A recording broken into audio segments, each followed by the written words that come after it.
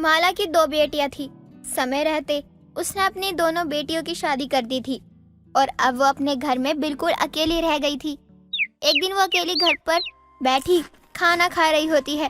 तभी उसका बड़ा दामाद पंकज और उसकी माँ कामिनी वहाँ आती है। पंकज का अचानक से फोन आता है तो वो दरवाजे पर ही रुक जाता है और कामिनी घर के अंदर आ जाती है। कितने अफसोस की बात है ना समधन जी, बुढ़ापे के समय में आपके पास अपना कोई बचा ही नहीं, आप बिल्कुल अकेली हो गई हो। इसीलिए कहते हैं कि लड़का होना जरूरी होता है। आपकी बात भी सही है समधन जी, लेकिन लड़का लड़की दोनों बराबर ही तो है। बराबर कहाँ है समधन जी, अगर बराबर होती तो आज आप अकेली थोड़ी ना बैठी होती। आपके घर में भी बहू होती, आपके घर में भी रौनक होती। देखो बेटियां थी आपकी जिसकी शादी कर दी आपने और वो चली गई अपने घर की रौनक दूसरे घर में लेकर।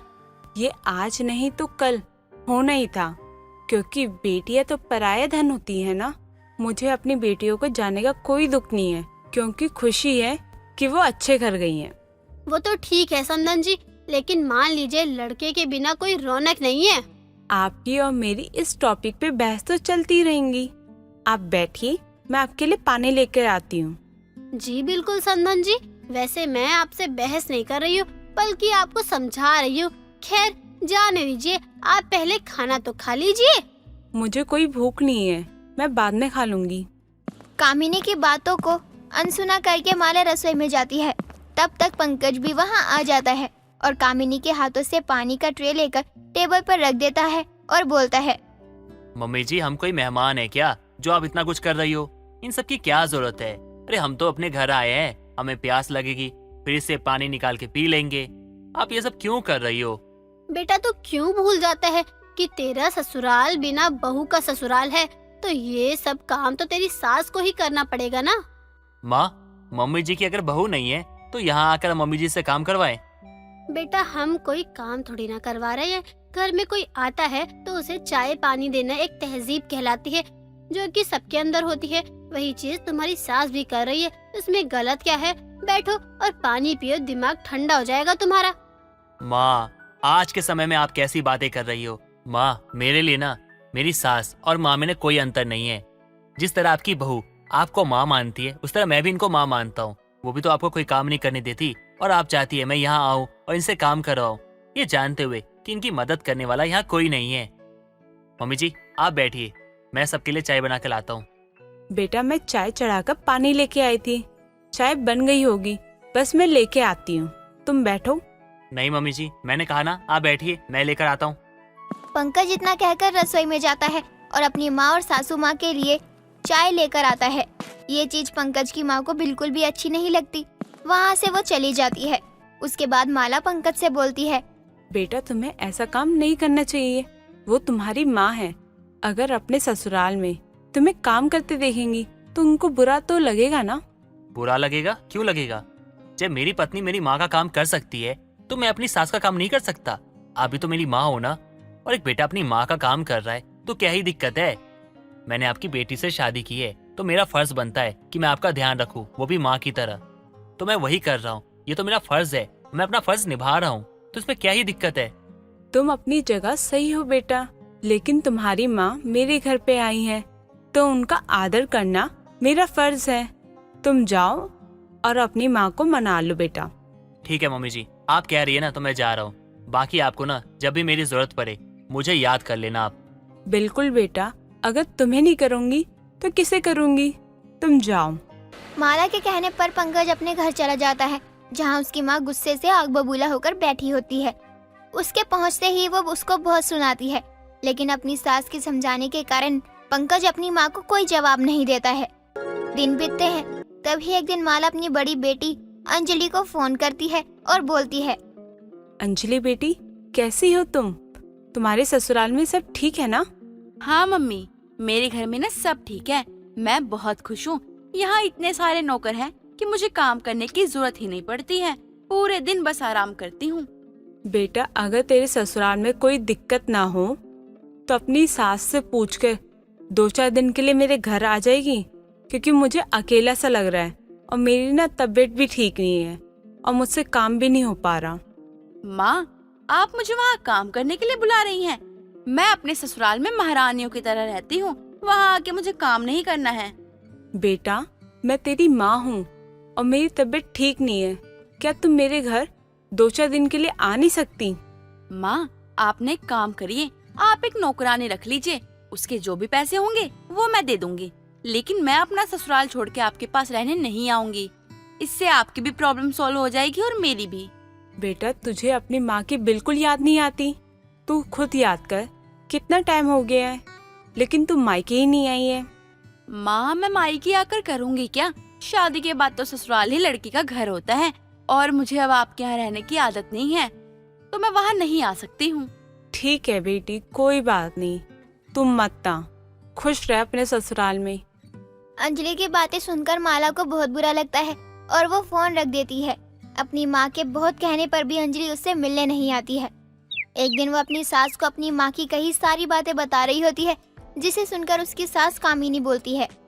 बहू, तूने जो किया बिल्कुल ठीक किया। तेरी माँ को समझना चाहिए कि अब तेरी शादी हो गई है, ऐसे ही उसके बुलाने पर बार बार तो जा नहीं सकती है ना तू। मैं जानती हूँ माँ जी, तभी तो मैंने मम्मी को आपसे पूछने के लिए पहले ही मना कर दिया था, क्योंकि मुझे पता था आपका यही फैसला होगा। कितनी समझदार है बहू तू, मेरी सारी बातों को कितनी जल्दी समझ जाती है। और एक मेरा बेटा भी मेरी सारी बातों को समझ जाता तो मेरे सारे दुख दूर हो जाते। माँ जी, आप चिंता क्यों करती हैं? मैं हूँ ना, मैं धीरे धीरे उनको भी समझा दूंगी। वो उस घर के दामाद हैं, तो उसी तरह रहे। हाँ बहू, समझा दे, मेरी ना सही तो तेरी ही समझ जाए वो। अपनी माँ और अपनी पत्नी की सारी बातें पंकज सुन लेता है, जिसे सुनने के बाद वो तुरंत अपनी सास को फोन करता है। फोन उसकी जगह उसकी पड़ोसन शांति उठाती है और बोलती है। आप कौन बोल रहे हैं? आंटी जी नमस्ते, वो मम्मी जी कहाँ होंगी? उनसे बात करनी थी, थोड़ा बात करवा देंगी आप? मैं अभी आपकी उनसे बात नहीं करवा सकती हूँ, क्योंकि वो सो रही है। उनकी तबीयत बहुत खराब है, कोई भी उनकी देखभाल करने वाला नहीं है। आंटी जी आप चिंता मत कीजिए, मैं अभी आता हूँ। पंकज अपने कमरे में जाता है और बहुत सोचने समझने के बाद वो अपना सारा सामान पैक करके अपनी सास के घर चला जाता है और वहीं रहने लगता है, जिससे उसकी सास बहुत खुश हो जाती है। दोनों दामाद और सास माँ बेटी की तरह रहते हैं। मालो को ना ही अपनी बहू की कमी महसूस होती है और ना ही अपने बेटे की, क्योंकि पंकज दामाद होते हुए भी एक बेटे होने का सारा फर्ज निभा रहा था। कुछ दिनों बाद उसके पास अंजलि का फोन आता है। आप सच सच बताइए, आप कहाँ हैं? आपने बोला कि आपके ऑफिस वालों ने आपको काम से बाहर भेजा है, लेकिन वो तो कह रहे हैं कि उन्होंने आपको कहीं नहीं भेजा है। जैसे तुम अपने ससुराल में हो, वैसे मैं भी अपने ससुराल में हूँ, क्योंकि मुझे लगता है ना, यहाँ रहना ना मेरा फर्ज बनता है। क्योंकि जिस औरत ने मुझे अपनी बेटी दी है, मुझ पे यकीन करके, उस औरत का यकीन मैं कैसे तोड़ सकता हूँ? तुम्हारी माँ बीमार है और तुम्हारा फर्ज अगर नहीं बनता है उनकी सेवा करने का, उनको प्यार देने का, उनकी देखभाल करने का, तो एक दामाद होने के नाते ना ये मेरा फर्ज बनता है कि मैं अपनी सास की सेवा करूँ। और इस टाइम ना मैं वही कर रहा हूँ, क्योंकि उनको इस टाइम सहारे और प्यार की बहुत जरूरत है। आप कहना क्या चाहते हैं? आप अपना सारा सामान लेके मेरे घर क्यों गए हैं? मुझे कुछ भी नहीं कहना है, बस तुमको मैं अपना फैसला बता रहा हूँ। मेरी सास को मेरी जरूरत है तो मैं उनके पास हूँ। और हाँ, तुम्हारी जानकारी के लिए मैं बता दूँ, उस दिन तुम्हारी और तुम्हारी सास की मैंने सारी बात सुन ली थी, लेकिन मुझे ना कोई शिकायत नहीं है तुम लोगों से। लेकिन आज अपनी सास का ध्यान रखना मेरा फर्ज बनता है, क्योंकि बहू ना सही, दामाद तो है उनका। मैं आपके बिना नहीं रह पाऊंगी। तो फिर तुम एक काम करो, अपना सामान बांधो और चुपचाप से यहाँ आ जाओ, मेरे साथ रहो। और हाँ, बात रही मेरी माँ की, तो मेरा भाई है, वो सब कुछ देख लेगा। अपने पति के फैसले से मंजूर होकर अंजलि को भी अपने मायके आकर रहना पड़ता है, जिसके बाद भले ही पंकज का ससुराल बिना बहू का था, लेकिन अब उसकी सास को कोई दुख नहीं था, क्योंकि उसकी देखभाल के लिए उसका दामाद और उसकी बेटी हमेशा साथ थे। अंकिता अपने बॉयफ्रेंड मजनू के साथ पार्क में घूम रही होती है। तभी एक भेलपुरी वाले को देखकर मजनू कहता है, ए अंकिता, अरे वो देख भेलपुरी वाला, ये चल रही, चल भेलपुरी खाने चलते। मुझे भेलपुरी नहीं खानी, मेरा मन नहीं है भेलपुरी खाने का। अरे यार, हम सुबह से पार्क में घूम रहे हैं, तुम ना खुद खा रही हो ना मुझे कुछ खाने दे रही हो। मुझे तो भूख लग रही है बहुत तेज, तुम्हें आना है तो आ जाओ। मजनू इतना बोलकर भेलपुरी वाले के पास जाने लगता है और अंकिता भी उसके पीछे पीछे जाती है। मजनू भेलपुरी वाले से बोल ही रहा था कि तभी अंकिता कहती है, भैया एक भेलपुरी बना देना, पाव भाजी में नींबू मारकर। अरे छोरी, ये भेलपूरी वाला है रे, ना कि पाव भाजी वाला। अरे तू क्या बोले जा रही है? और तुझे तो भेलपूरी खानी नहीं है, तो तुम अब क्यों आ गई भेलपूरी खाने? अरे जाना रे। पाव भाजी में नींबू मारकर भैया एक भेलपूरी बना दीजिए। मजनू का क्या है, ये तो बोलता ही रहता है। लगता है मैडम को नींबू बहुत पसंद है, तभी तो बार बार नींबू मांगे जा रही हैं। अरे भाई, ये मैडम नींबू के साथ साथ पाव भाजी भी बोल रही है, वो तो तेरे कान में गई नहीं बात। लगा आप पाव भाजी नींबू मार के, समझा? मजनू, तुम मुझसे आज पहली बार मिल रहे हो ना, तभी तुम्हें पता नहीं है मेरी आदत है पाव भाजी में नींबू मार के। लेकिन कोई बात नहीं, समझ जाओगे जल्दी ही। बिड़ुआ मिले आज पहली बार, लेकिन अपन एक दूसरे को तो काफी टाइम से जानते हैं ना। कोई बात नहीं, धीरे धीरे और भी जान जाओगे पाव भाजी में नींबू मार के। पता नहीं रे तू क्या बोले जा रही है, मेरे भेजे में तो कुछ घुसीच नहीं रहा है। चल तू बताएगी तभी तो मेरे को मालूम पड़ेगा ना। भैया जी, आपको समझ आए ना तो थोड़ा हमें भी समझा दीजिएगा, नींबू मार कर।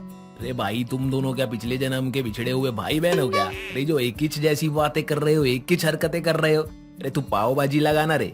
पाव भाजी में नींबू मारकर। भैया आप भेलपूरी बनाओ, मस्त तीखी वाली। अंकिता वहाँ से भेलपूरी खाकर चली जाती है। अंकिता जैसे ही घर आती है तो अंकिता की दूर की मौसी मालिनी आती है। मालिनी अंकिता को जैसे ही देखती है तो वो खुशी से मालिनी को गले लगाती है और कहती है, हाय मेरी बच्ची, कितनी पतली हो गई है तू। तेरी माँ तुझे खाना नहीं देती है क्या? खैर, ना भी देती हो तो क्या, तेरी मौसी आई है ना मुंबई से। अब देख, मैं तुझे भर भर के खाना खिलाऊंगी। पाव भाजी में नींबू मारकर। आखिरकार मौसी, आपको मुझसे मिलने का समय ही मिल गया ना। आपको तो मैं रोज ही फोन करती थी कि आ जाओ मिलने, लेकिन आप तो आती ही नहीं हो। पाव भाजी? बेटा तुझे पाव भाजी खाने का मन है? रुक, मैं तेरे लिए अभी पाव भाजी बना कर लाती हूँ। नहीं मौसी, मुझे पाव भाजी तो पसंद है, लेकिन इतनी भी नहीं। पाव भाजी में नींबू मारकर। अच्छा, तो तुझे पाव भाजी में नींबू डालकर खाना पसंद है? तो कोई बात नहीं, मैं हूँ ना तेरी मौसी, मैं तेरे लिए अभी झटपट से पाव भाजी में नींबू डाल कर लाती हूँ। मौसी, आप अभी तो आई हैं और अभी मेरे लिए पाव भाजी बनाने जा रही हो। थोड़ी देर आराम तो कर लो। बनाना क्यों है, हम कहीं बाहर से खा लेंगे ना, आपकी भी मेहनत बचेगी। पाव भाजी में नींबू मारकर। बेटा, मेरी मेहनत वाली पाव भाजी तू खाकर तो देख। एक बार मेरे हाथ की पाव भाजी खा, फिर पता चलेगा कि तेरी मौसी की पाव भाजी मुंबई में इतनी फेमस क्यों है। अच्छा ठीक है मौसी, आप बहुत अच्छी बनाती हो पाव भाजी में नींबू डालकर, लेकिन वेकिन कुछ नहीं, मैं अभी तेरे लिए पाव भाजी में नींबू डालकर लाती हूँ। मालिनी इतना बोलकर अंकिता के लिए पाव भाजी बनाने चली जाती है। कुछ देर बाद मालिनी पाव भाजी बना कर लाती है तो अंकिता बड़े ही चाव से पाव भाजी खाती है। अंकिता का तो मानो पाव भाजी में नींबू मारकर मानो तकिया कलाम सा ही बन गया था। अब हर जगह अंकिता बस यही बोला करती। धीरे धीरे कई दिन निकल जाते हैं। कुछ दिनों बाद अंकिता के पड़ोस में ही एक हरीश नाम के आदमी का देहांत हो गया था। वहाँ आसपास सबकी भीड़ लगी थी। तभी अंकिता हरीश की बेटी पूजा के पास आती है और बोलती है, पाव भाजी में नींबू मारकर। यहाँ सफेद टेंट क्यों लगा हुआ है? किसी की डेथ तो नहीं हो गई? हाँ, मेरे पिताजी का आज सुबह ही देहांत हो गया। पाव भाजी में नींबू मारकर। जो भी हुआ सच में बहुत बुरा हुआ। हरीश अंकल थे तो बहुत ही अच्छे आदमी, लेकिन ऐसे अचानक से उनके जाने की खबर सुनकर बहुत बुरा लग रहा है। अंकिता की बात सुनकर वहाँ एक औरत सरिता कहती है, अंकिता, यहाँ खड़े होकर बकवास मत करो। तुम देख नहीं रही हो इन लोगों पर इतनी मुसीबतों का पहाड़ टूट गया। तुम ऐसे समय में खाने की चीज की कैसे बात कर सकती हो? पाव भाजी में नींबू मारकर। मैंने ऐसा भी क्या कह दिया? हरीश अंकल के जाने का दुख तो मुझे भी है ना, तो मैंने थोड़ा अफसोस जता दिया। तो इसमें बकवास कहाँ से हो गई? जरा मुझे समझाना तो सही। अंकिता, तुम्हें यहाँ किसी ने नहीं रोका है, तो तुम यहाँ क्यों खड़ी हो? हरीश भाई साहब की लाश के सामने भी तू खाने पीने की बात कर रही है। वो अब नहीं रहे, कम से कम थोड़ा तो सम्मान रख, या फिर भूख लगी तो जा अपने घर जाकर नींबू मार या अपने सर मार। पाव भाजी में नींबू मारकर। अरे आंटी, यहाँ पूजा इतनी परेशान है रो रो कर, उसका बुरा हाल हो गया है और आप बिना बात के ही मुझे सुना रही हो। बेचारे की हालत क्या है देख तो लो। पाव भाजी में नींबू मारकर। अंकिता के इस तकिया कलाम की वजह से सरिता उस पर हाथ उठाने जा ही रही थी कि तभी वहाँ अंकिता की माँ आ जाती है और सरिता को हाथ उठाने से रोक देती है। कुछ देर में अंकिता को उसकी माँ घर ले आती है और उसके सर पर मारते हुए अंकिता की माँ कहती है, तुझ में थोड़ी सी भी शर्म बची है या फिर वो भी पाव भाजी या नींबू को खरीदने के लिए बेच दिया तूने? माँ आखिर मैंने क्या किया? मुझे भी तो पूजा के पापा के जाने का बुरा लग रहा था, लेकिन वहाँ भी सभी लोग मुझे ही सुना रहे थे और यहाँ आप भी मुझे ही बोल रही हैं पाव भाजी में नींबू मारकर। अरे तू अपनी जुबान पर ताला क्यों नहीं लगा लेती है? वरना तेरी इस जुबान की वजह से पक्का तेरी किस्मत पर ताला जरूर लगेगा। वहाँ सब लोग इतना ज्यादा परेशान हैं और तू सबके आगे पाव भाजी और नींबू की बात करेगी तो कोई तुझसे प्यार से बात करेगा क्या? बिल्कुल बेअकल है। माँ ये तो लोगों की गलती है ना, पाव भाजी में नींबू मारकर। इसमें मेरा क्या कसूर? मैं तो हमेशा से ही ऐसे ही बात करती हूँ।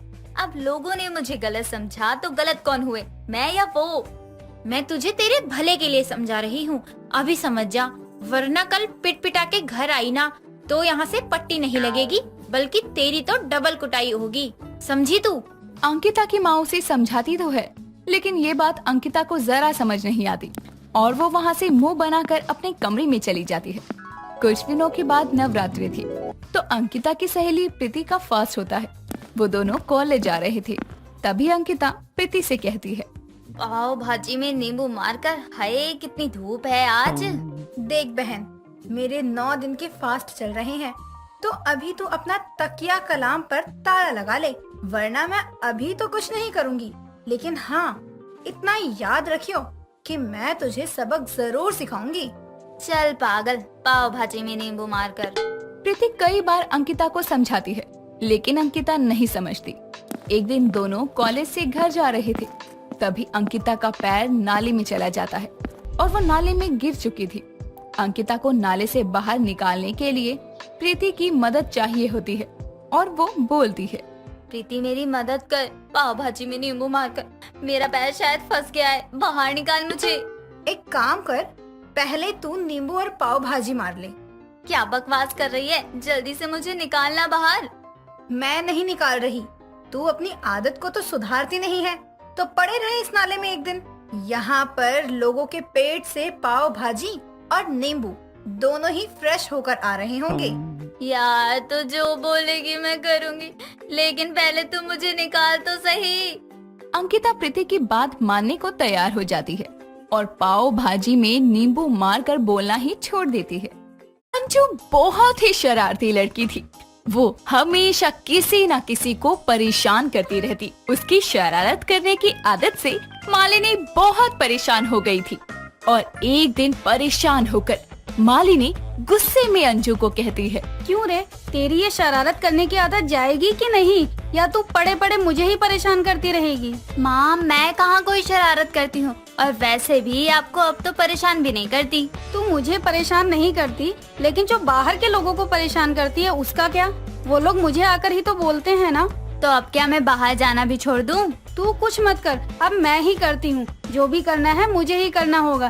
तेरे लिए अच्छा सा लड़का देखकर तेरी शादी कर दूंगी, फिर वही करती रहियो अपनी सास और पति को परेशान। हाँ ये भी अच्छा है, इसी बहाने नए लोग तो मिलेंगे, तब नए लोगों के साथ शरारत करूंगी। हाँ वहाँ जो करना होगा वो करियो, तेरी सास ही तुझे सुधारेगी। मालिनी अंजू की शादी के लिए लड़के देखने लगती है और मालिनी को विनोद नाम का लड़का अंजू के लिए अच्छा लगता है।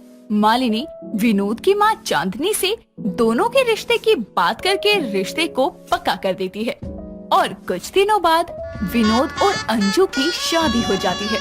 शादी के अगले दिन विनोद जब ऑफिस चला जाता है तो अंजू कहती है, विनोद जी तो ऑफिस चले गए, अब जाकर माँ जी को परेशान करती हूँ। मेरी शादी हो गई और अभी तक मैंने कोई शरारत भी नहीं की, माँ जी के साथ थोड़ी शरारत तो बनती है। अंजू चांदनी को परेशान करने की सोचती है और जाकर चांदनी की कुर्सी पर गोंद लगा देती है और खुद समोसे खाने किचन में चली जाती है। वहीं चांदनी अंजू के समोसे में बहुत सारी मिर्ची डालकर कुर्सी पर बैठ जाती है। जैसे ही अंजू वो समोसा खाती है तो बाहर आकर चांदनी से कहती है, अरे मम्मी जी ये क्या, आपने समोसे में मिर्च डाली है या मिर्च में समोसे? अरे नहीं, मैंने तो बस थोड़ी ही मिर्च डाली थी, मेरे तो कान से ही धुआं निकलने लगा। चांदनी हंसते हुए कुर्सी से खड़ी होती है तो उसकी साड़ी फट जाती है। और वो अंजू से कहती है, अरे बहू, ये क्या है? ये गोंद किसने गिरा दिया? वैसे माँ जी, आपको बहू अपनी टक्कर की ही मिली है।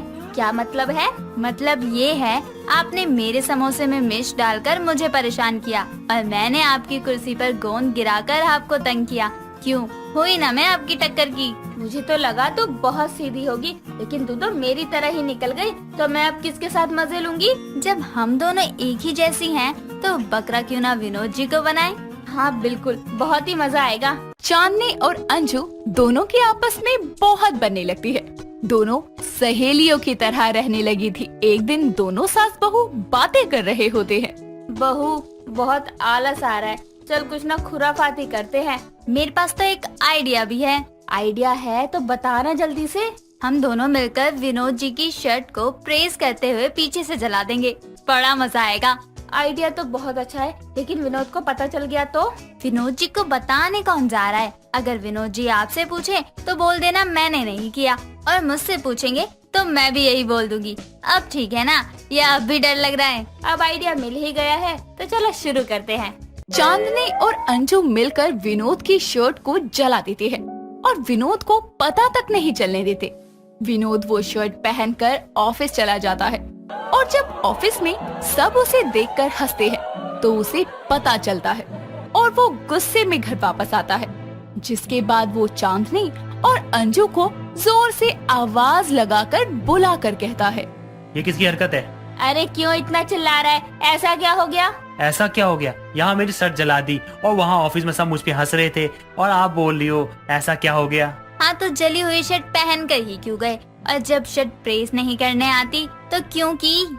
मैंने कब शर्ट प्रेस कर ली? मुझे तो आती ही नहीं है, मैं कैसे करूँगा ये सब? तूने नहीं की तो किसने की? क्योंकि मैं तो अब बहू के आने के बाद एक काम ना करूं। मुझे तो बोलना भी मत, क्योंकि मुझे और भी काम होते हैं। बस शर्ट प्रेस करना ही नहीं बचा मेरे पास अब। ये देख, जब हम दोनों में से किसी ने प्रेस की ही नहीं तो तूने खुद ही की होगी और शर्ट जला दी तो नाम यहाँ लगा रहा है। माँ, मैं क्यों जली हुई शर्ट पहन के ऑफिस जाऊँगा? वो सब हमें नहीं पता, लेकिन ये आपकी शर्ट हम दोनों में से किसी ने नहीं जलाई। ठीक है, फिर मैं ही पहले की कोई जली हुई शर्ट पहन के ऑफिस चला गया हूँ। देखा, तूने सच खुद मान लिया। पहले ही शर्ट पहन कर गया है और यहाँ आकर इल्जाम तो ऐसे लगा रहा है जैसे हमें तो कुछ पता ही नहीं चलता।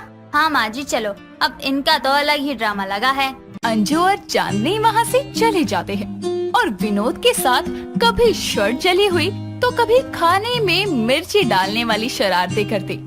ऐसा रोज रोज कुछ कुछ होने लगा था और विनोद बहुत परेशान हो जाता है और एक दिन कहता है, आखिर ये सब हो कैसे रहा है? मैं तो कुछ कर ही नहीं रहा हूँ, तो फिर ये सब कर कौन रहा है? मुझे पता लगाना चाहिए, तभी जाकर माँ और अंजू मेरी बात मानेंगे। अगले दिन अंजू और चांदनी फिर प्लान बनाते हैं और इस बार दोनों विनोद के खाने में नमक ज्यादा कर देते हैं। विनोद दोनों को नमक डालते हुए देख लेता है और जब तीनों टेबल पर खाना खाने बैठते हैं तो चांदनी कहती है, वाह बहू, आज खाना कितना अच्छा बनाया है। क्या अच्छा है इसमें? नमक इतना ज्यादा है और इससे अच्छा कह रही हो? आपको ही हमेशा दिक्कत होती है, मुझे और माँ जी को तो बिल्कुल भी नहीं होती। जब खाने में नमक ज्यादा है तो यही बोलूंगा ना। इतने में अंजू की सहेली शीना आती है और शीना को देखकर विनोद कहता है, अरे शीना, तुम यहाँ कैसे आई? बड़े दिनों बाद आई हो। मैं तो ऐसे ही मिलने आई थी अंजू से। आओ बैठो, ये लो तुम खाना खाओ और बताओ कैसा बना है? अंजू ने बनाया है। शीना को खाना खाते देखकर अंजू चांदनी से कहती है, माँ जी, आज तो ये शीना की बच्चे की वजह से पोल खुल जाएगी। हाँ, आज तो बुरे फंसे। शीना जैसे ही खाना खाती है तो बोलने लगती है, छी, ये कैसा खाना है? नमक ही नमक भरा पड़ा है। क्या तुम्हें भी नमक लग रहा है? नमक ही है तो नमक लगेगा ना। आप बोलिए, आप दोनों, ये किसने किया है? क्योंकि आप लोग तो मुझे झूठा बना देती हो। अब क्या बाहर से आई हुई शीना भी झूठ बोलेगी? हो गया थोड़ा बहुत नमक, वैसे मुझे तो ठीक लग रहा था। हाँ, मुझे भी ठीक ही लग रहा था। लो, ये वाला खाओ ना और बताओ कैसा है। नहीं नहीं, ये तो तू अपनी बीवी को ही खिला। मैं ही क्यों खाऊं? आप भी खाओ ना। क्या हुआ, आप दोनों खा क्यों नहीं रही हो? मेरा तो पेट भर गया, इसलिए नहीं खा रही हूँ।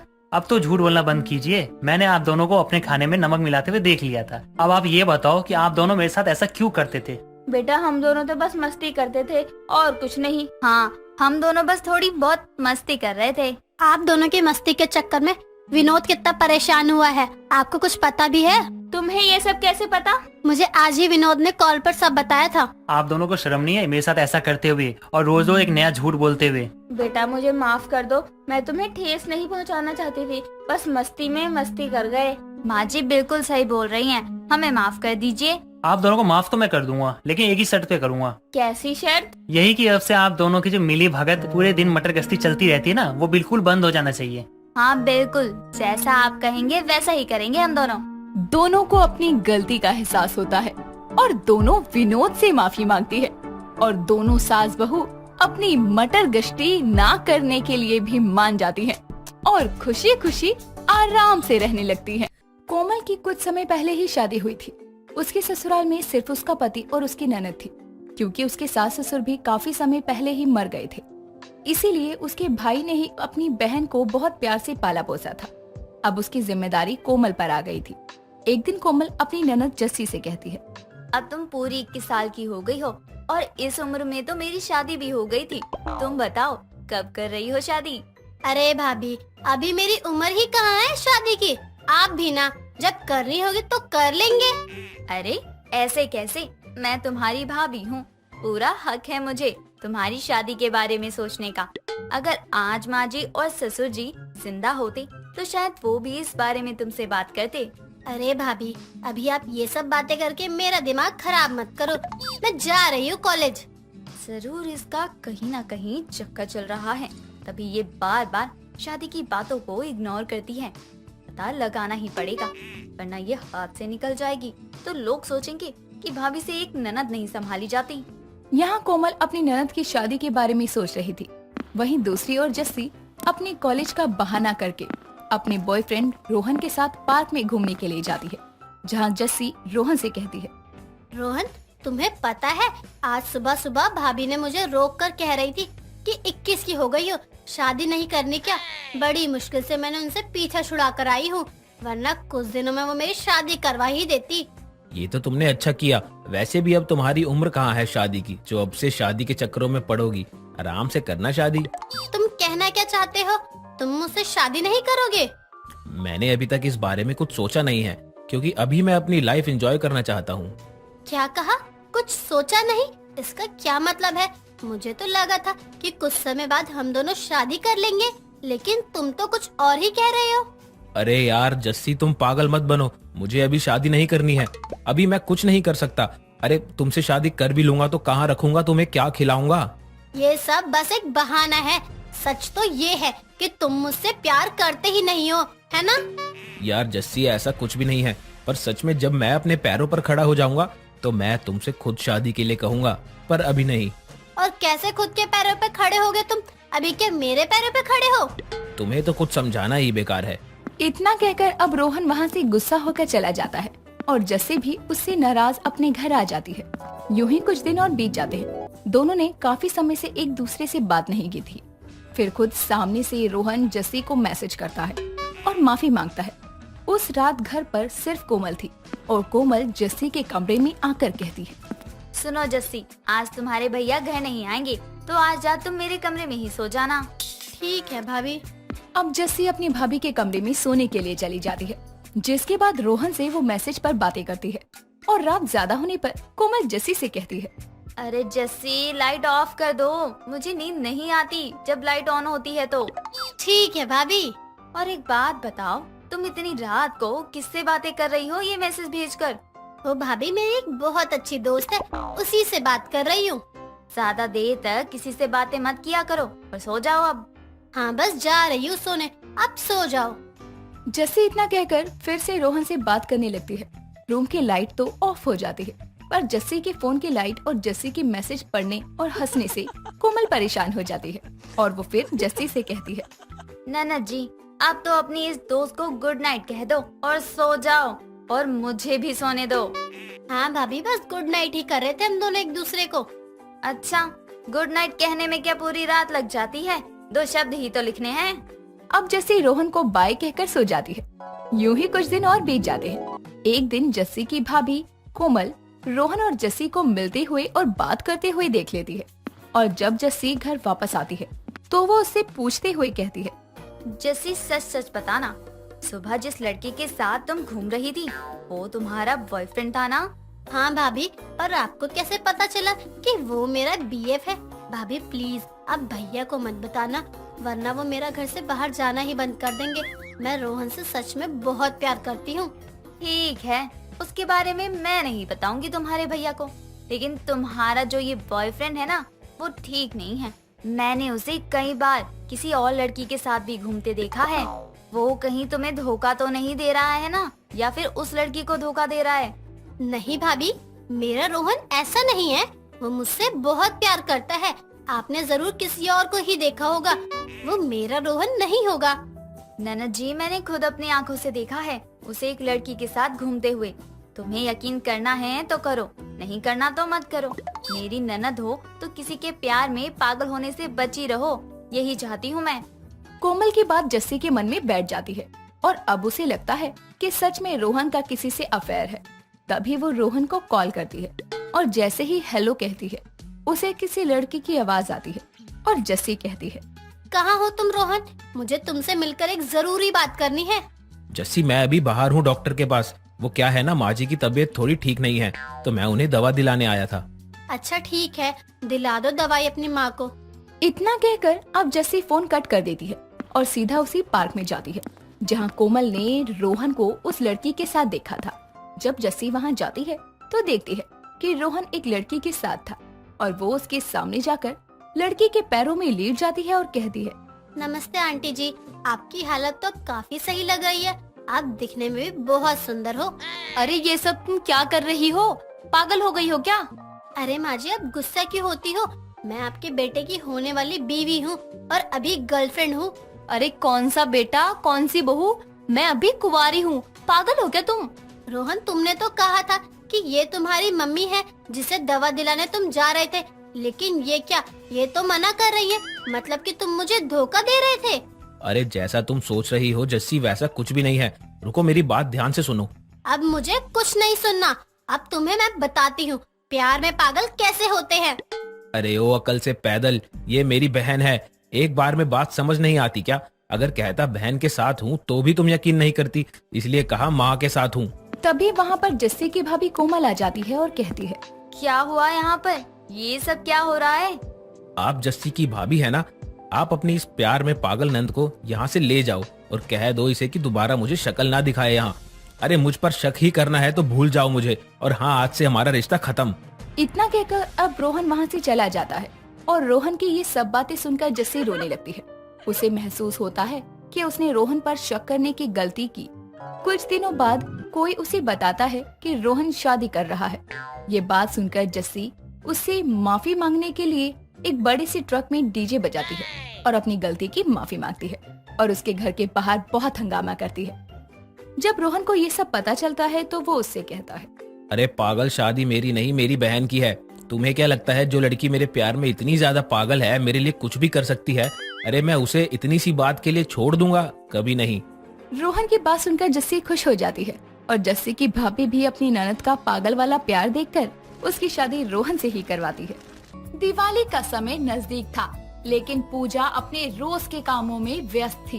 तभी उसकी सास प्रमिला आकर उससे बोलती है, बहू, तू इन कामों में लगी रहेगी क्या? दिवाली सर पर आ गई है। कहाँ माँ जी, मेरे सर पर तो कुछ नहीं है। अरे मैंने कहावत के तौर पर कहा था, दिवाली में तो अभी 1 हफ्ता है, तूने अभी तक दिवाली की सफाई तक शुरू नहीं करी।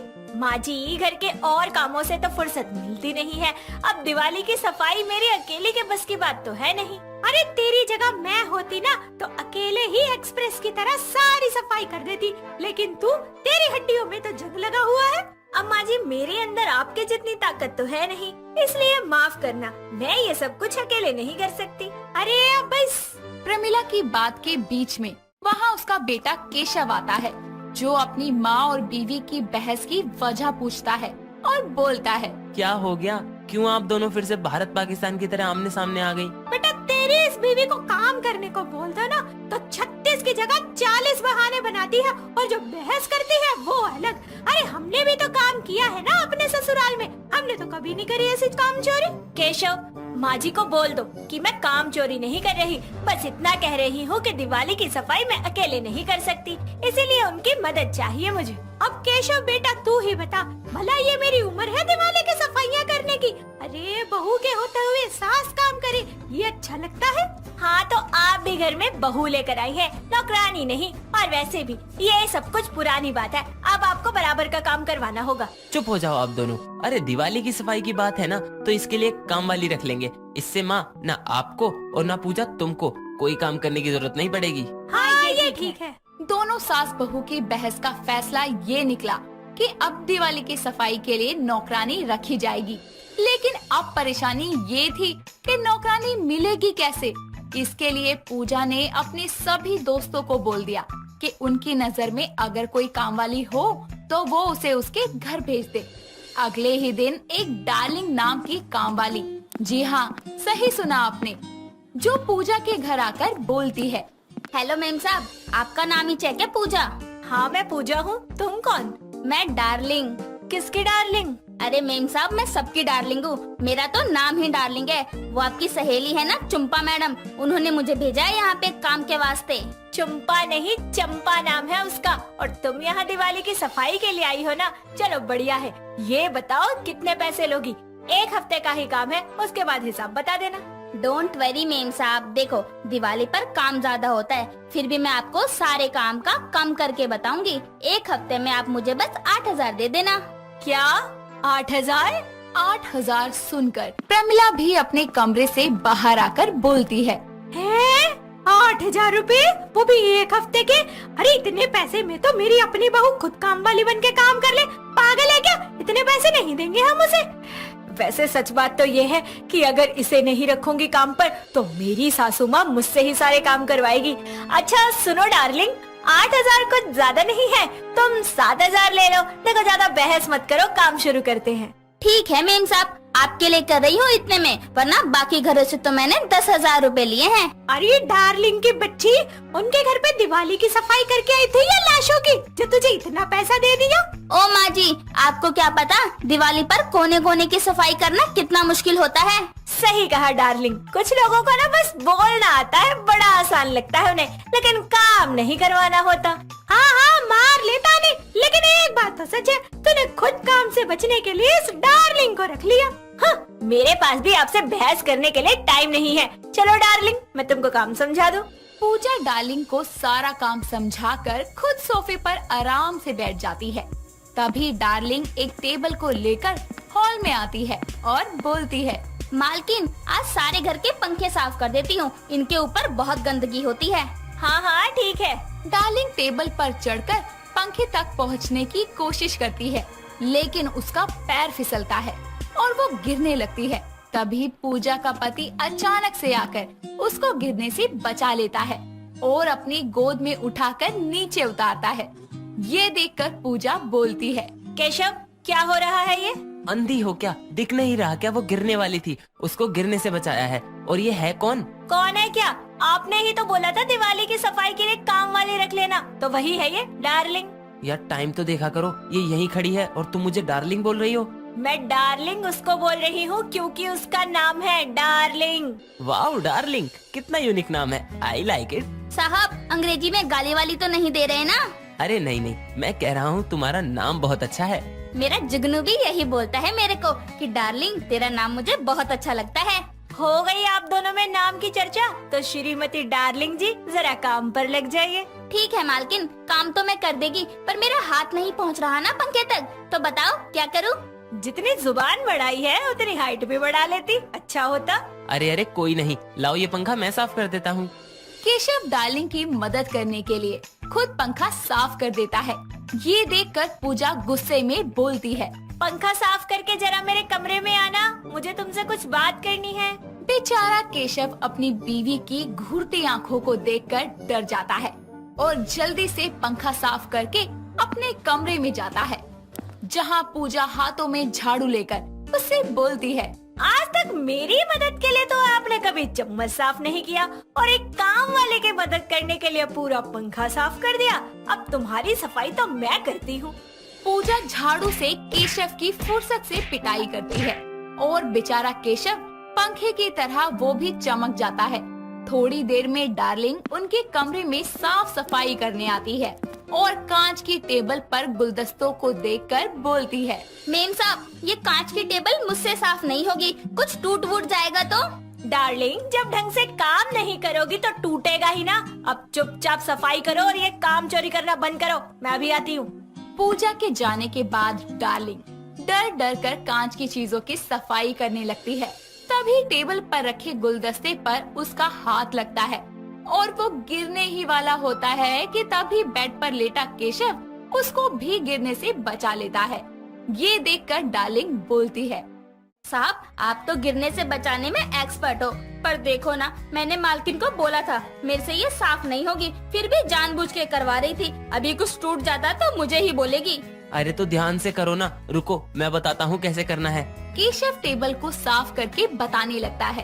तभी कमरे में पूजा आती है और एक बार फिर से केशव को डार्लिंग की मदद करता देखकर बोलती है, अरे वाह, आप उसके लिए टेबल भी साफ कर रहे हैं। Very good, I like it baby. Darling, तुम 1 मिनट यहीं रुकना, मैं आती हूँ। पूजा अपने पर्स से 1000 रुपए निकाल कर लाती है और डार्लिंग को देते हुए बोलती है, डार्लिंग, ये लो 1000 रुपए। हफ्ते के 7 दिन होते हैं और 7 दिन के हिसाब से 7000, यानी कि तुम्हारे हर दिन का 1000। तो अब ये पकड़ो 1 दिन के 1000 रुपए और यहाँ से जाओ और दोबारा मत आना। अरे पर मेम साहब, हुआ क्या? काम पसंद नहीं आया क्या मेरा? काम किया हो तुमने तब पसंद आएगा ना। और वैसे भी मुझे फ्री का सर्वेंट मिल चुका है, तो अब तुम्हारी कोई जरूरत नहीं है। ठीक है, मेरे को क्या है, वैसे भी मेरे को काम की कमी नहीं है। डार्लिंग के जाने के बाद पूजा हाथों में झाड़ू लिए केशव को घूर रही होती है। तभी वो बेचारा अपनी सफाई पेश करते हुए बोलता है, डार्लिंग, ओ सॉरी बेबी, मैं बस उसको बता रहा था कि कैसे साफ करना है, उसकी मदद नहीं कर रहा था। सच्ची, तुम्हारी कसम। अच्छा जी, आप उसे बता रहे थे कि काम कैसे करना है। चलो अच्छा है, आपको तो पता ही है कि काम कैसे करना है। अब दिवाली की सारी सफाई आप करोगे, और अगर किए आपने ड्रामे तो ये झाड़ू देख रहे हो ना मेरे हाथ में, मैं आपकी सफाई कर दूंगी। पर बेबी, अच्छा ठीक है, करता हूँ। पूजा पंखों, खिड़कियों, दरवाजों और घर के हर कोने कोने की सफाई झाड़ू की नोक पर करवा रही होती है। तभी उसकी सास आती है और अपने बेटे को काम करता देखकर बोलती है, अरे केशव, अरे तू क्यों फटके पटके मार रहा है? डार्लिंग कहाँ मर गई? केशव ने कहा कि दिवाली की सारी सफाई वो खुद करेंगे, इसलिए मैंने डार्लिंग को रफा दफा कर दिया। आपको कोई प्रॉब्लम है सासू माँ? प्रमिला भी अपनी बहू के हाथों में झाड़ू देखकर डर के बोलती है, नहीं बहू, सही किया, कर लेगा ये सारी सफाई। अजी आप रुक क्यों गए? जल्दी जल्दी हाथ चलाइए। देखिए वो वाला कोना रह गया, और अभी सारा घर साफ करके लाइट्स भी लगानी है दिवाली की। बेचारा केशव दिवाली की सफाई करते करते उसका खुद दिवाला निकल जाता है, लेकिन अब वो कर भी क्या सकता था। बीवी के हाथ में झाड़ू हो तो अच्छे अच्छे पतियों की हवा निकल ही जाती है। दोस्तों, अगर आपको ये कहानी पसंद आई तो इसे लाइक करें, शेयर करें और कमेंट करके बताएं कि कहानी में आपको सबसे अच्छा क्या लगा।